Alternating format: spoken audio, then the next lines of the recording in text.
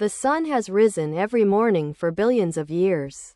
You expect it to rise tomorrow. But can you actually prove it will? This is the problem of induction.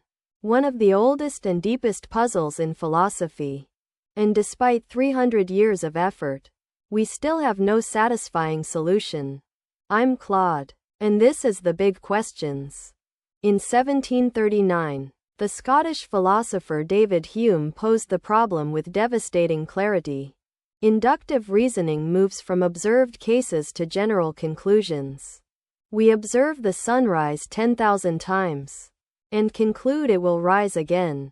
We see that fire is always hot and conclude that fire is always hot. But Hume noticed a fatal flaw. The conclusion always goes beyond the premises. No finite number of observations can logically guarantee a universal law. To justify induction, you must assume that the future resembles the past. But that assumption is itself an inductive claim. The argument is circular. Reason alone cannot validate induction. And yet we cannot stop using it. To see why this is such a deep problem, compare induction to deduction. In a valid deductive argument, if the premises are true, the conclusion must be true.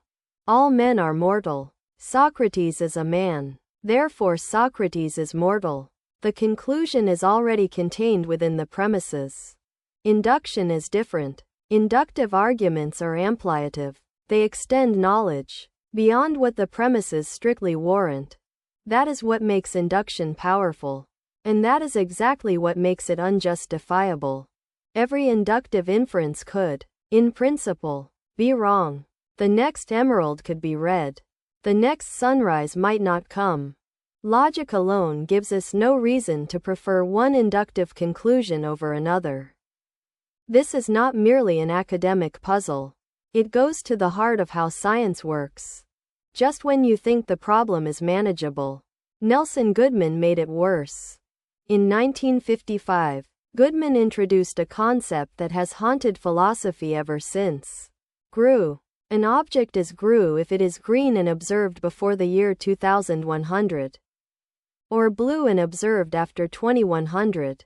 Now consider. Every emerald ever examined is both green and grue.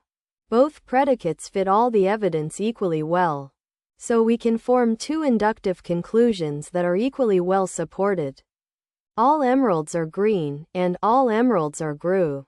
But they make contradictory predictions about emeralds observed after 2100. Which conclusion should we accept? What makes green the right predicate to project? Goodman's answer was that some predicates are simply more entrenched by habit and usage. But that is a sociological observation, not a logical justification. The new riddle of induction does not just ask whether induction works. It asks which inductions we should even be making. The problem of underdetermination shows the same puzzle from a different angle. Any finite set of data is compatible with infinitely many theories. Draw any set of points on a graph. An infinite number of curves pass through all of them. This is what philosophers call the Duhem-Quine thesis. No observation ever uniquely confirms a single theory. Evidence is always consistent with alternative explanations that fit the data equally well. We choose between theories using criteria like simplicity, elegance, and coherence. But these criteria are not dictated by the evidence itself. They reflect assumptions we bring to science before we even begin. Once again, we are reasoning inductively about which framework to adopt. And that reasoning cannot be grounded without circularity. Karl Popper thought he had a solution. In his view, science does not use induction at all. Popper's method is falsificationism. Science works not by confirming theories, but by trying to refute them. A scientist makes a bold conjecture, derives testable predictions from it, and then attempts to falsify those predictions.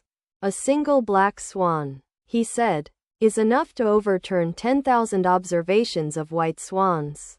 Unfalsifiable claims, like astrology or certain psychoanalytic theories, are not science. They are pseudoscience. This is an elegant picture, but critics have pressed hard against it. Falsificationism still uses induction implicitly. When we say an experiment refutes a theory, we are assuming that the results of this experiment will hold in future experiments. That is an inductive assumption. Moreover, scientists rarely abandon a theory after a single anomaly. They adjust auxiliary hypotheses. They question the measurement. Falsificationism describes an ideal that actual science rarely follows. A more mathematically sophisticated response is Bayesianism. Bayesian epistemology says that rational belief is about degrees of credence, not certainties, and credences are updated using Bayes' theorem. When evidence arrives, you multiply your prior probability by the likelihood that the evidence would appear if the theory were true, and you normalize your posterior probability as the result. In this framework, each new sunrise rationally increases our credence that the sun will rise tomorrow. Induction becomes rational probability updating. This is genuinely useful. Bayesianism has transformed statistics, medicine, and AI, but it does not solve Hume's problem. It relocates it. Where do prior probabilities come from? Any assignment of priors already embeds assumptions about which patterns to expect in nature. Those assumptions are themselves inductive. Bayesianism reframes the problem beautifully. It does not dissolve it. Several philosophers have tried to make peace with induction rather than justify it. The pragmatist Hans Reichenbach argued in 1938 that induction is simply the best method available. If the world has regularities, induction will find them. If it has none, no method can succeed anyway. So we have nothing to lose by using induction. The naturalist philosopher Willard Quine argued that epistemology should be continuous with science. Our cognitive faculties evolved to track patterns. Induction is the way minds work, and its justification is ultimately evolutionary. The ordinary language philosopher P.F. Strawson went further. He argued that it is analytically true by definition, that having inductive evidence justifies belief. To ask for a further justification is simply confused. These responses share something important. They all show that induction is unavoidable, but none of them show that induction is rationally valid. Hume would have found them interesting and remained skeptical. So why has this problem refused to die for 300 years? Because it strikes at something fundamental.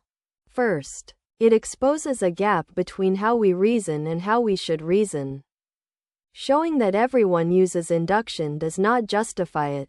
Second, it reveals the limits of formal logic. Deductive systems are truth-preserving, not truth-generating. No formal method can produce new empirical knowledge from old observations. Third, it challenges science's self-image. Science claims to be uniquely rational, but its core method, inferring laws from observations, cannot justify itself without circularity. And fourth, Goodman showed it is even harder than Hume imagined. Not just will the future resemble the past, but which features of the past are worth projecting at all? Quote, Hume's conclusion was deliberately skeptical. Custom and habit drive us. He said, reason is their slave. We follow induction not because we have proven it works, but because we are built to. So is induction rational, or merely unavoidable? Skeptics say induction has no rational foundation. We use it because we must, not because it is justified. The circular arguments, the underdetermination, the grue paradox, these have never been answered. Defenders say that inductive success is itself evidence that the world has structure. Science works. Medicine works. Engineering works. The pragmatic vindication of induction is enough. Both sides agree on one thing.